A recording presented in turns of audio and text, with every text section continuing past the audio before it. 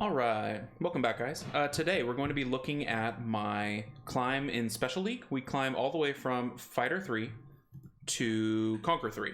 So pretty good little climb here, and I believe it takes us 15 matches, which is perfect. It's exactly the amount of matches that can fit in a replay. So we're going to break down all the pick bans. We're going to talk about specific choices, things that go right, things that go wrong, and just kind of break it all down for you. So let's take a look here. Pre-ban. I always pre-ban Vanessa because I'm cleaving. Vanessa, I think, is the biggest threat to me, especially since I use a speed cleave. I'm trying to take turn 1 and decimate the enemy team before they move. And Vanessa impedes that because she lets them cut in front of me, go first, I lose turn 1, and whatever I kill comes back, and I don't want that. I want things to not come back. So that's why I pre-ban Vanessa. A signal to me whenever anyone else pre-bans Vanessa is they're trying to do what I want to do. They're trying to cleave. That's usually how it works. There's a couple instances that that's not true, but generally it is. So I first picked Sierra to get my speed lead. I think Vanessa and Sierra are the two best speed leads in the game for RTA. There's some debate. There's some other ones that might be better, but in general, I mean, like Dark Desert Queen and maybe Gemini, stuff like that. But anyway, I always pick Sierra, so I guarantee myself a speed lead. They counter with double bar booster in Bastet and Veligil, which those are good ones. Those are probably two of the best. So I was like, oh, okay. So I don't have that option. So I go with my other bar booster, which is Draco. I know they're never going to pick another bar booster because they've got 2. You never want 3. But I could have maybe held off on the Draco pick, but I think it's a good pick here. The Garo I have to pick because Garo with Veligil is really scary, and I don't want him to get that. So I take the Garo Draco. They go with the Leica Molong. So they're sort of pivoting out of their plan because they see that I'm kind of doing their plan, which is like a Japanese cleave. So they're trying to pivot into a tankier version, and they're trying to do something about that Garo and Sierra right now. So that was kind of where they went with that. I went with Megan Julie, the Julie being the counter to the Leica. So I'm giving heavy signals that I'm leaving the Leica in. So if he wants his Leica to have a good shot of living, he should ban my Julie. Let's see what he does. He bans the Garo. So the Julie gets to play against the Leica. I go first, as is my plan. I go for the block. The Megan Sierra works really well together because that lets you deal with Will a little bit better. We get the double kill, which is all we're going for, and now we're good. So that's the plan. We're trying to get a double kill every first turn. If we can do that, we have a pretty decent chance to win. You know, 2 on 4 every time, we'll take it. Sometimes you still lose, but that's the goal. Trying to get to 2 on 4 as soon as possible. So same thing. His pre-ban of Josephine to me suggests he's doing control. So I'm like, cool, control is not a problem for cleave. So let's go ahead and pause it here. So I'm more than happy to let him play control. He lays out Gani and Wusa, which are both not problems for me, so I'm happy here. I go with Odin as my first damage dealer, because in your first 3, you got to lay down a damage dealer, unless you just want to go double bar boost, which is also not a terrible idea. Maybe I could have gone double bar boost here. But I went with Odin. Odin's a pretty solid pick all around unless there's heavy fire issues, and the fact that he'd already been 2 picks not fire, Odin's going to be a big problem for him regardless, so I feel confident about that. He goes with Triana, which is kind of a counter to what I'm doing, and then Garo, which can definitely be a counter if left around, unless I want to go with Julie. I'm like, okay, that's fine. So I go with Kali as a way to deal with Triana, and then Megan is my second bar boost. He goes with Dark Unicorn, which I don't really know what it does, other than if you hit it hard, bad things happen. So I leave in the Garo, which may or may not be a good call. I felt like I could take out the Triana and do some massive turn 1 damage, which turns out to be correct. I mean, I'm doing some pretty good stuff here, but I think Garo might be more of a threat. I think I could cut through the Triana pretty easily and not have to deal with Garo, but we'll see. So I'm already at 2-4, and what's nice about Odin is he's like 5 because he gets another life. Like sometimes he doesn't if he's at 0 stacks, but in general he gets another life, so it's like a 5 on 2 here for my purposes, right? And he kind of has to go right at Odin, otherwise bad things happen for him. So pretty good spot for me. I just got to kind of hopefully get through both these units without too much damage. I know the double water can take out Garo. I just got to get through this, and there we go. Get the Odin through it. I mean, Odin has hung tough. He's died at 5 stacks, come back to 5 stacks, gotten the kill. That was really nice. He didn't get the finish on Garo there, but yeah, now we're just playing it out. Garo can't do anything. It's double water. So that's match 2. I think we're 2-0. We're now into the C1 range. So this is just kind of what I do now. I don't know. I feel like it's more fun than long drawn out matches that come down to a proc or 2. Like I'd rather my bad RNG happen in a resist or a missed crit, and I'd rather it happen turn 1 than on turn 20, you know?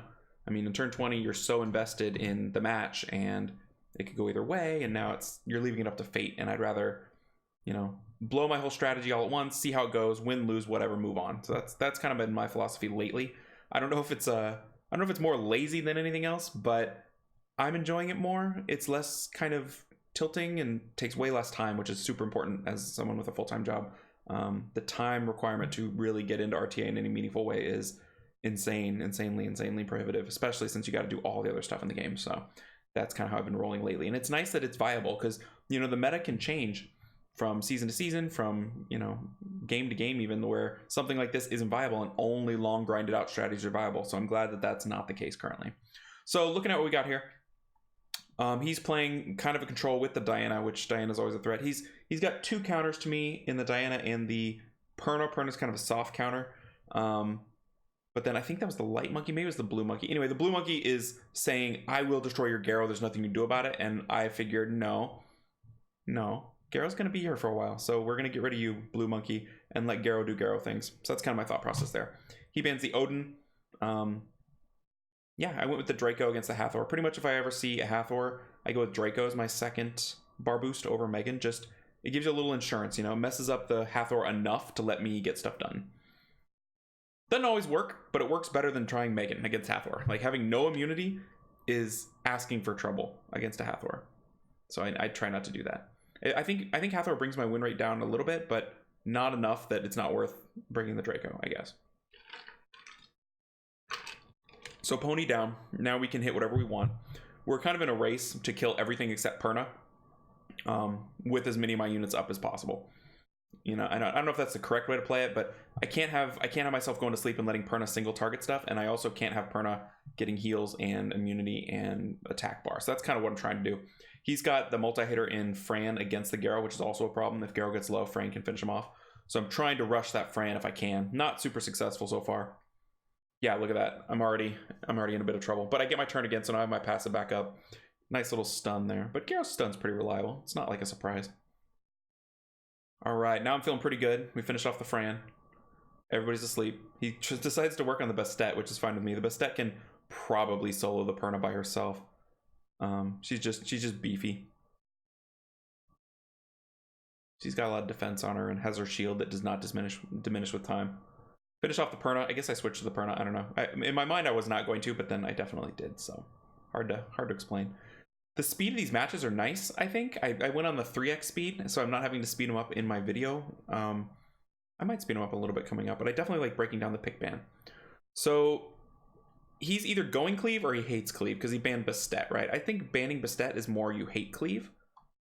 Because no one with a Bastet trying to cleave would ban a Bastet, right? It's just not going to happen. I ban Vanessa. He still gets double speed lead with the Dark DQ and the Garo for his Verd. So the way he's drafted, I know Verd is his speedy unit, right? Because he's got the fire speed lead. I draft pretty normal. I can't have a Bastet, so I get the Megan. I get the Odin in there, so he goes triple fire, which is really nice for him. Triple fire against the double wind. And then I go with the blue Succubus as my other speed lead because he's got triple fire and its multi-hits I think is a solution for Garo, is my thought. If I remember correctly, she's missing a rune here. I picked her and then I checked her after and she was down a rune, but she's fine. I gave her that rune back. It's all good. So that was a huge little sequence there. I slept the Verd, which ended up not mattering because I bombed the Minotaur thing, which I think, to me, bringing that Minotaur means you're just goofing around, which is fun. But I'm not feeling super threatened. Like, you bring a Minotaur so you can beat someone with it and be like, you lost to a Minotaur. When really you lost to their amazing runes and their willingness to goof around, right? So we wake up Verd. I think getting the kill there versus letting Fran cleanse it and letting whatever that Minotaur does happen is worth it. We also get the Fran kill, and now we're just 4-2, which is where we want to be. Nice 2-turn sleep on the Garo. The Verd's attack bar boost is not as impactful because it's only boosting himself. Garo's asleep for a long time, and now we know we're good. So that worked out pretty well. Getting that first turn was crucial. I don't know what exactly that Minotaur does. I think it's like a stun, but getting that out of the way early was the key to that win, I guess. All right, we're against Salado. We're getting close to C2. He has not picked anything yet that threatens me. That's kind of a threat, which this is an interesting one. I felt like after this one, the Kali pick was maybe a bit of an issue for me, because I picked Kali knowing the strength of his fire units, and Kali will kill something, probably the Triana. But you know, Kali is not going to survive against any of those damage dealers long enough to make up for what she's done. She'll kill something, then she's going down. He counterpicked the Odin really nicely, I think. And then him following up with a blue speed leader I thought was really smart. I ban it because that thing just wrecks everything. And we see how we go. I'm not sure this one's a win. It doesn't feel like it's a win based on the draft. I feel like I'm behind the ball in the draft here. So we kill Kali. We kill Kali. No, we kill Triana. We kill Perna 1. And then we kill Fran. So now we're feeling pretty good. The fact that it takes Perna 2 hits to kill my Kali is huge. Like, it's a little thing, but it's massive. And then we were able to deal with Perna again. So I think we did get out drafted, but getting my combo off first is what saved me, you know? Had he cut in any way or gotten his combo off first, I'm no chance. I was able to neutralize a lot of what he was trying to do right away. And now we're just dealing with Garo. Though to be fair, I definitely lose to solo Gyros. Like, that's one of the ways I lost. This might be one of those matches. But if I get to this point and that happens, you know, that's how it goes. Sometimes you lose, sometimes you win. I can't remember if that's... It doesn't look... Oh yeah, it was a loss. He got a nice little crit there. So I lost to solo Garo. Garo soloing my 2 units. That's okay, you know? It happens. I got... The match went off exactly as I wanted it to. There might have been a slightly different thing I could have done with the picks, but, you know, sometimes it just comes down to it, and well, that's the way it goes. So far, I feel like we're looking pretty good here. I don't see any counters to what I'm trying to do. The Garo's probably the biggest counter, or the Vampire. So then I pick the Julie to counter the Garo, which tells him he's getting Garo. I ban the Vampire just because that thing's really hard to bring down with all the tankiness and the weird random heals. He's basically... This is a team built for the Vampire, is how I'm interpreting his draft. Like, the Triana, the Harmonia, or I was gonna say Red Triana, the Perna, those are all Vampire enablers, you know, they're all letting it live and do its thing kind of passively. And yeah, I was like, okay, maybe the Vampire is the key to this draft. So I got rid of that, but now I'm going against triple fire against my double wind damage dealers again. I mean, they're pretty beefy and good, but yeah. So I remove on the Triana, which was lucky, water against wind. I bomb it out. We're looking good here. We've already got 1 life off the Perna. Now we're just hoping we get that second Perna life all in one. You know, we don't want him to be sitting there half health because the Harmonia will mess me up, but got to get him all at once. Feeling pretty good now. Odin's going to get a turn. Don't quite finish the Perna, which is good for him, bad for me. Odin's down. Sierra's not looking healthy. And we finally get the Perna down, and we're looking pretty good against the Garo, but I don't generally like my situation here. I think this feels like a loss to me. The Harmonia is just so effective at what she does and hard to kill, even for double water. I mean, I'm technically okay here, but I don't know how I'm going to kill that Garo. A lot of things have to go right. I have to either hit it on the Bastet skill 2, the 3 hits, or I have to lap it with the 2 units combined. I have to kill him, lap his passive, and then bring him down. I mean, I'm pretty close here. Like, there's the passive. Pretty close again. But yeah, it can't be pretty close a couple times. It has to be 100%. One at a time, and then we're in much better shape against the Harmonia. But we're getting wrecked a little bit. Yeah, so now we're down to Megan. Megan cannot solo. Sometimes I play it out just to see what'll happen for grins. It becomes not an interactive event that I'm participating in, and more a movie I'm watching of the Megan show. You know, I'm like, what can Megan do? Let's find out. Oh, okay, that's about what I expected. That went as I expected. But you know, maybe in some world, maybe not in this match, but maybe in some world there's a way that it works out in her favor. I don't know. All right, so I like to mix it up a little bit, especially in Special League when things don't really matter at all, and just see what different versions of my picks can do. So I was like, okay, what about Bastet first? That's a thing, you know, and especially I feel like sometimes I get countered into Sierra a little bit. Like, Sierra can definitely be countered with picks, and so then he can always leave the Sierra in and go in a different direction, you know. So I was like, well, what if I leave Sierra till the end and keep my picks more of a mystery, right? So I was like, oh, let's try that. Let's see how that goes. So I do that. He is picking independent of what I do, which is, you know, the sign of a true whale. They don't care what you do. They do what they do every time, and it always works. It always works out well for them in general, in the aggregate, right? Like, if you're bringing Wunsa, Ragdoll, Samath, you're probably in good shape, you know. You're setting yourself up for success. So I feel pretty good about my draft here. It's also kind of largely independent of him because he's not really into any elements. He's in one of each element, and his counter to my speed is the Leo? The Leo there, yeah. So I'm thinking, okay, we'll ban the Leo. Let's keep our speed. I don't care about the Wunsa. Or I don't think I care, but I should. Because I know I've got shield on my Odin.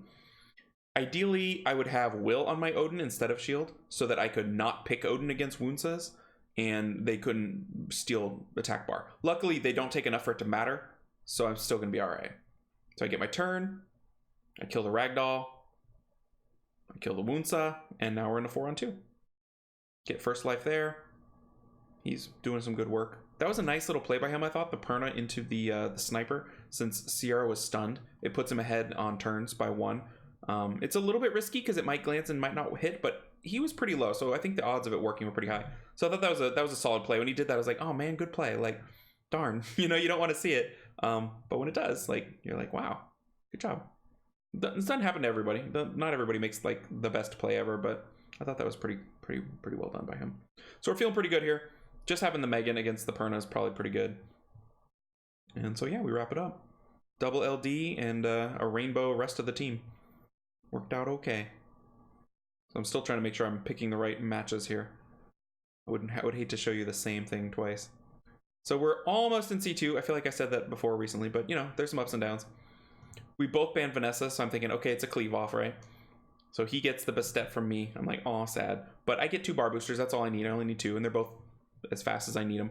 I'm leaving myself flexible to be able to pick another speed lead if I need it. But when he's shown 4 picks and no leads that help him, like the Garo doesn't help his Bastet. So for all intents and purposes, that's not a speed lead in this situation. So I'm feeling okay not picking a second speed lead. That's kind of how I do that. He picks the Diana, which is a fantastic choice against all my water. So of course I ban it. He bans the Sierra, banking on his speed, banking on his Bastet and Wusa versus my Megan and Draco, which I don't think can work out. My Draco's pretty quick, but there's a couple Wusas out there faster. This is not one of them, but they're out there. What I like to see, like my matches, well, I think we're just doing our thing here. Yeah, he leaves in Julie against Garo, which is suicide. Julie is a Garo killer. Like, she's a must ban if you want your Garo. If you draft Garo, you're committing to a ban on Julie. You just are, because she's gonna kill you and mess up a lot of other people. It's AOE, you know. Think of her as Lucian. She's Lucian that guarantees kill Garo. So that's how I think of that. But let me see if we get another match here that I was just about to talk about. If things are going well and I'm picking correctly and everything's going great, I'm banning their last pick every match. That means I've, in my mind, won the draft in my first 4 against their first 4, and I don't care what they pick last. This is not a situation really for that, because it's I had second pick. So if I have first pick and I'm banning, if they pick second and I ban their 5th pick, then things went really well in the draft. If I'm having to ban something early, I think that means I mispicked, because I have all the tools I need for this comp to counter pretty much anything. I mean, I'm not going to win at every one, but I have all the tools I need. So, I mean, there's a couple more I wouldn't mind that exist in the game, but I don't have them, right? I have plenty. I got Covenant, that's good. So if I can ban going first, their last pick, I'm in great shape. So that's what I'm always trying to do. I'm trying to set myself up where I don't care if you pick Diana, it's not going to play, right? I'm going to play against your 4, we're good. So that's my goal. I don't know if that's something you guys think about, but I think it's pretty important as a goal in the picks, right? It's kind of a barometer of how you're doing. All right, in this one, I ban their first pick because I don't see any threats on their team. I don't see any speed leads. I don't see anything that's going to outspeed me. All I see is me murdering you, and that's ideal. I don't know if that's how it's going to play out, but I feel good about it. He banned Diana because he must love his water monkey. That's how I interpreted that. But yeah, he's not going to be around much for love. So yeah, that was just easy mode. I don't know if this is effective for him, or if he just wants to play with certain units. I don't see like a Perna Transmog or anything like that, so he might be a little higher than his norm, maybe. I don't know, but that was not a pick ban that it was any way a threat to me. Just worked out real nice. So my Sierra, the only thing I slightly consider rerunning my Sierra slightly tankier, because if she can take one more hit, that's one more round I have to maybe boost her up and get a shield up or whatever. So I might look into that. I had a good build a couple months ago that was violent and not quite as damagey, but a little tankier. So we knocked that one out. That one was That was okay. And we were picking second. So he opens with the Ganny, bans the Josephine. That means, hey, I play control. That's what I do. And what's really nice about playing cleave is if you play control, you might have some anti-cleave units ruined, but you don't have cleave ruined, so I don't have to worry about you stealing my units. Like, you just don't. If you play cleave and you don't have cleave ruined, you're gonna get cleave so hard. Like, if you're like, oh, I'll throw my Lucian in there, it'll be fine. If it's not ruined, like, for real, it's gonna get destroyed. So don't do that. Pick whatever your strategy is and stick with it, even if you might lose. So he's like, oh, I'm fast. I'm going to go first. And I'm like, oh, okay. As soon as you say I'm going first, I'm fast, I double down on what I do. I don't even care. I'll go double speed lead, double booster, and just say, if your Swift runes on double speed lead, double booster beat my Swift runes, that's fine. That's how it's, I'm not afraid of it. It's sometimes that happens. If you're better rune than me, you should win. I'm going to push it. I'm going to push the issue and make you be as fast as you can, but that's fine, we'll just we'll stack it up and play it out. We'll see how it goes. So he has some access to some really cool stuff.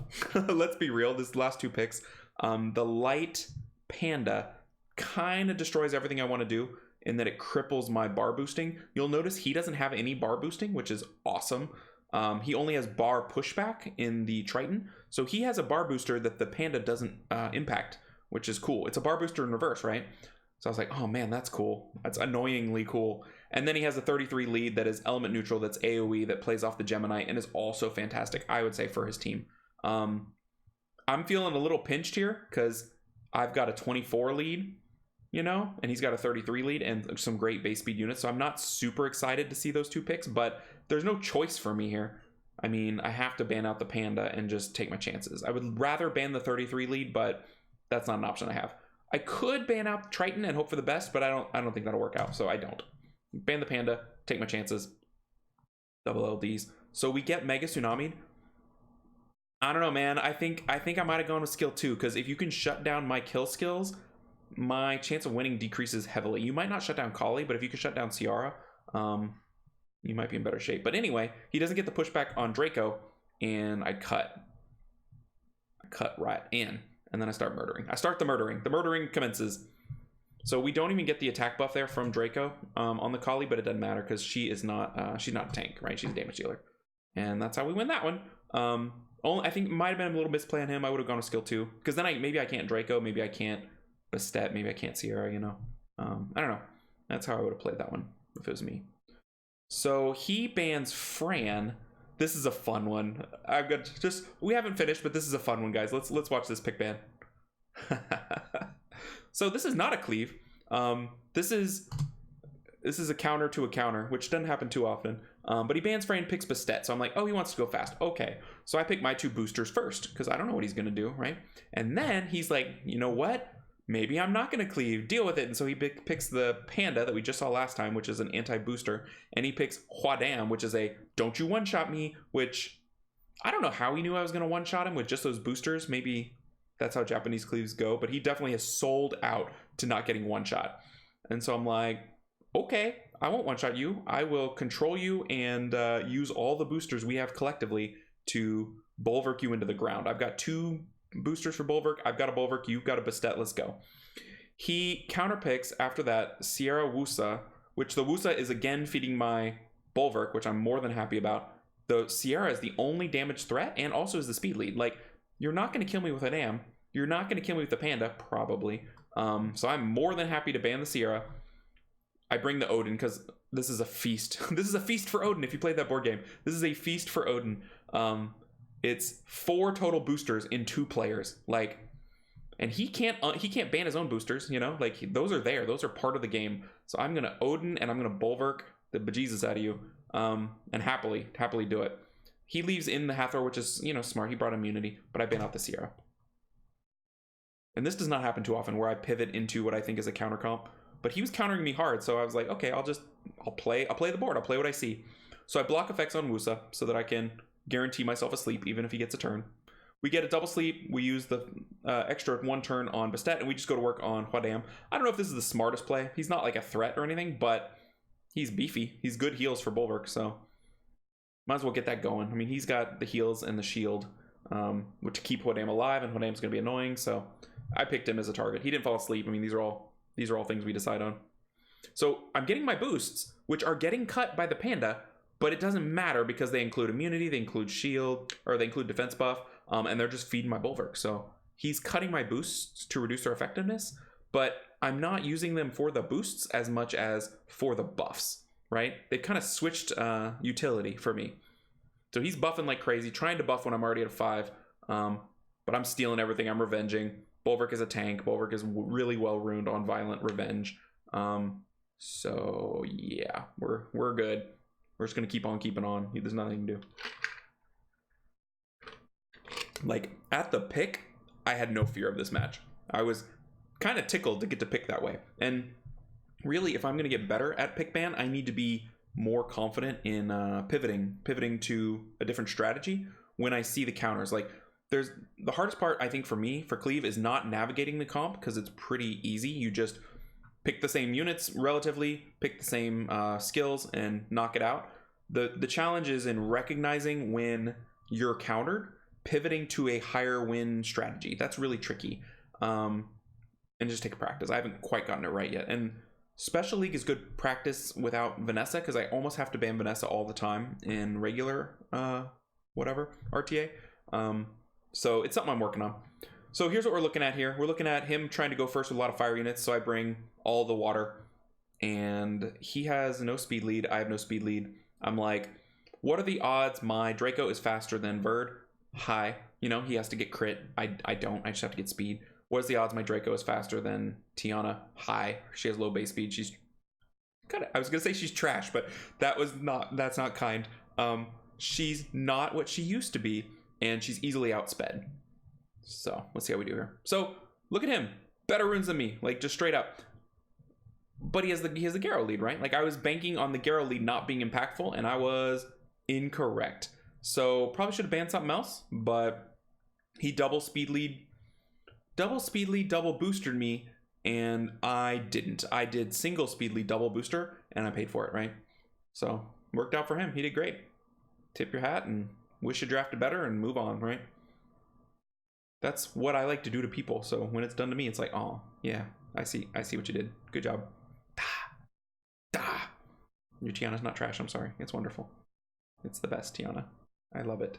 So this time I'm like, I'm getting a speed lead. Sometimes I have the recency bias of a previous match where something goes wrong. I can diagnose the issue, and then I immediately correct it in the next match against some poor person that, you know, that has nothing to do with the previous match, but they get to see the results of my playlist, my play style, my play matches. So I pick the speed lead. I go double booster, double leader, and yeah, we just line up and see how we do. I banned his speed booster, so now I'm knowing going first. Doesn't mean I'm winning, but I'm definitely going first. Yay, we did it. Go team. So I'm hoping to bomb that thing. We missed the crit, which is sad. I mean, we weren't on a +5 for Odin, so maybe we didn't miss the crit. Maybe we just weren't at 5 stacks, because we decided to remove with Megan over a boost, which I think was a misplay on my part. Like, I'm sorry, I'm just keep pausing. Had I boosted with Megan, I would still have a bomb target in Tiana, which is a pretty good bomb target. So maybe I got a little greedy or impatient to try to kill that red unit. I don't know. That to me, I think, is a misplay, because now I feel like I'm behind the ball a little bit. Oh my gosh, that Perna one-shotting. And then half-shotting. Pretty solid. Damage Tiana, I would say. So yeah, this feels like a loss to me. Just, I didn't get the 2 kills I should have, you know. I could have gotten 2 kills. My Odin did nothing. My Odin didn't do anything that match, which is bad, you know. I want my Odin to do something. It's my preference, you know. I'm kind of weird like that. So it's definitely a loss. But, you know, I feel like a misplay loss. Like, I wrote down, I think I went 11-4 over this climb, the 15 matches from Fighter 3 to C3. 11-4, which is fine. That's great for me. And my losses, I think I wrote them down somewhere. It was Garo, misplay, RNG, I think, was how I attributed them. I think I lost 2 to Garo's. Let me see here. Yeah, Garo. Misplay, outsped. Outsped was the other one. That was the one from before. So, spoiler alert, we don't lose anymore in this video. I'm looking at my notes, like, I wrote down stuff. And yeah, we had 2 losses to Garo, just getting Garo, which is something I could solve with a Julie. This one I think is so fun, the picks. This is a guy goofing around, I think. Like, it does not look like a viable team. It's probably pretty fast, but if it's not fast enough, it's an automatic loss against a good cleave, is my thought. So yeah, the outsped is kind of a mispick. I maybe could have picked better to have a better chance. Might still have lost, but the misplay definitely a problem. But I still could have lost. Like, even the misplays, I could have lost anyway. Like, just there was a better play I can identify on the table. So yeah, this team is not for real. I don't know what's going on here, but that's what's kind of fun about Special League. People goof around because it doesn't matter. Like, if you think there's no rewards in regular RTA, Special League is like, guess what? We're taking away anything that's useful at all. It's just all gone. You get nothing. Remember that time we gave you a Valkyria transmog? Yeah, that was like 6 months ago. It was like forever ago. Yeah, so they just don't give you any rewards, but we still play because it's kind of fun. Even they don't change it up. It's always pre-ban. It seems like there's no rewards. It's short, and so people goof around, which is, it's cool. People playing the game to enjoy it, right? I wouldn't mind if there was some sort of incentive in some way. Like the Valkyria transmog is so long ago. Like, we're never going to get all the transmogs. Like, the game will die before they can put out the transmogs at their current schedule. It's just kind of the life cycle of the game. Unless this game is going to be World of Warcraft or Minesweeper or Solitaire, like a game that lasts forever. I don't know. They might want to pick it up a little bit. Man, just rewards in general, not great. All right, I don't remember how this match was going. I got off on a tangent. Looks like we're going okay. We're doing our thing. So the one thing I check for is who has attack buffs before I Bastet, because I don't have to Bastet, right? Sierra had it, Kali didn't, so might as well give it to everybody. I need Kali to actually kill something, so we kill the main control threat in the Okeanos. Now we kill the Tiana because that's our only target. We have immunity, so we get a little reprieve on the sleep, right, from Hathor, which is what Draco's there for. Draco's a little bit of a counter. She's like the Garo to Hathor, right? A little counter. So we get a reprieve. We don't quite get Hathor. We get more time to operate, which is all we want, you know. So he does it with only 3 targets. He misses 1, so he gets 2 of 4, which is not great. They're both damage dealers, but yeah, he's all about that Kali. He's going for it, but she's invincible. He can't kill her. So he's like, oh, right, got it. So that's it. 15 matches. We played 73 total this season, 61.6% win rate. So what, up about 3.5 from the normal season? We were at 58 before. Oh no, that was, yeah, the previous Special League. I'm like, that's not my win rate in regular RTA. No. My regular RTA win rate is like 55. So my best season, I was G2 apparently, and I played, 60 more matches with a lower but kind of closest win rate. I'm more than happy to stop at C3. I mean, G1's not that far away, but I was like, this is fine. This is good enough. Like, I'm going to get stones that have no use. Like, look how many little stones I have. 6,500. I could buy 2 skins, and I want 0 skins currently. So I just keep piling them up. Maybe they'll release something I want more. But I enjoy it. You know, I play a little bit. I guess I could have played a lot more, but I played as much as I wanted, and I had as much fun as I thought I would get out of it. So that's all you can ask for. So we're done. We locked down the C3. What was I doing last time? I didn't play at all last time. Or no, I played about the same. I just didn't succeed somehow. Oh well, last time was not as good. Past record C1. But yeah, so that's the league. We're gonna take a look at the runes real quick because, you know, why not? These are monsters and rune sets that you've seen a lot. But each video is its own little world, and I don't want people who just want to watch this to be like, where are the runes? And I don't want to direct them to 3 other videos, right? So we're just gonna go through them. You can pause them anytime you want. There's Julie, she's on Fatal. A little slow, but you know, it's fine. There's that thing, now runed up for your pleasure. She's at 250 speed. Bastet's got a little bit of giddy up to her. I can't really upgrade her anymore without a quad roll Swift rune or a 5 roll Swift grind. Here's Covenant, he's a little beast. Draco also pretty quick. Got a spring in his step. The Garo I really like. There's a build that's less damage that's more crit. And I don't know. I can't make up my mind. I maybe will switch back to that, but I like the boomer bust. Like, just if he hits you, you die. But it's risky, right? So I try to hit win units with him. I think Vamp Nem is super important. The Nem is great. It just speeds him up, you know? So I think the Nem's super important. I didn't used to have him on Nem, and yeah, that was not good. Nem is good. Kali is also just a little monster. She's a beast. She hits really hard. She's nice and quick. Here's Sierra. She's on, you know, just like 3,000 attack, 229 speed, no big deal. 82 accuracy. Can't get her to 85, but she's close enough where if she misses, I just chalk it up to RNG and not my inability to rune. She's on Fatal. She's a little bit squishy. Okay, I'm sorry. She's a lot squishy. But she does her job, which is one-shot stuff. Like, people fight her thinking, oh, I'll be fine. I won't get one shot. And they are wrong. They get one shot. So there's this girl. I didn't use her at all. I can't really use her much because my speed lead is wind already. And so they start countering wind. And then she's useless, right? I have to go with Blue, Succubus, and Garrow as my speed leads. So she doesn't get a lot of play from me. Some people do. She's also more of an AoE. Like, you run her with Gemini. Try to AoE cleave him down with Defense Break. So here's Lucian. Apparently I ruined Lucian, but I never pick Lucian. But he's here. He is present. He has the same problem that Shimate has. He's wind, and I have a lot of wind, and so I'm usually getting fired. And he is not great against Perna, so I tend to not use him there. I think that's everybody. That's the whole team. Oh yeah, Odin. Odin's a thing. He could almost be on Violent. He's just on Shield. Shield Blade, half Violent, which is sort of sad. But the reason why he's only on one set is he needs one buff. Then I can double boost him to 5 stacks. Some people put him on Shield Will and give him 2 buffs, but that doesn't make any sense to me because for me to put him at 5, I either need a kill and a boost, right? Which would be 3 and 2, or I need a double boost and 1 stack. So that's why he's only on Shield.